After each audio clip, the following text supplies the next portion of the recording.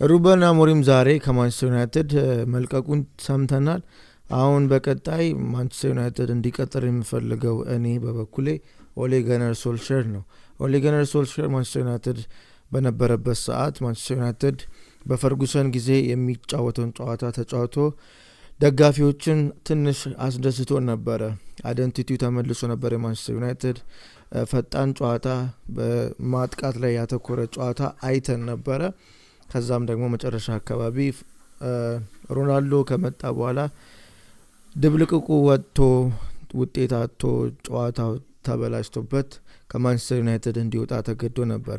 ኦሌ ገነር ሶልሸርን እንደገና ማንቸስተር ዩናይትድ ቢያስፈርመው እንደገና ደግሞ በዛ ላይ ማስፈረም ብቻ ሳይሆን እንደ አሰልጣኝ ብቻ ሳይሆን እንደ ማናጀር በደንብ ኢንቮልቭ እንዲያደርግና ቲሙ ላይ ሪክሩት ሲደረግ ተጫዋቾች እዛ ላይ በደንብ ዲሳይድ እንዲያደርግ ትልቅ ስልጣን በመስጠት እንደገና ቲም ውስጥ ክለቡ እንዳለ በሚደረገው ለካም ፔፕ ጋርዲዮላ እና አርቴታ ያላቸው ስልጣን ብዙ ነው። አርሰናል ቤትም አርቴታ፣ ማንቸስተር ሲቲ ደግሞ ጋርዲዮላ፣ ፈርጉሰንም ከዚህ በፊት ማንቸስተር ዩናይትድ ላይ እንደነበረው ከፍ ያለ ስልጣን መሬት ላይ ያለውን ማሰልጠን ብቻ ሳይሆን ውስጥ መዋቅሩን ራሱ ተጫዋች ማስፈረም ፍላጎቶቹን እያሟሉለት ውሳኔዎችን ደግሞ የሱን ውሳኔ እየተቀበሉ እየሰሙ በደንብ አድርገው ስልጣን ቢሰጡት ኦሌ ገነር ሶልሸር ማንቸስተር ዩናይትድን ወደ ስኬት ያመጣል ብዬ የማምነው አሰልጣኝ ነው።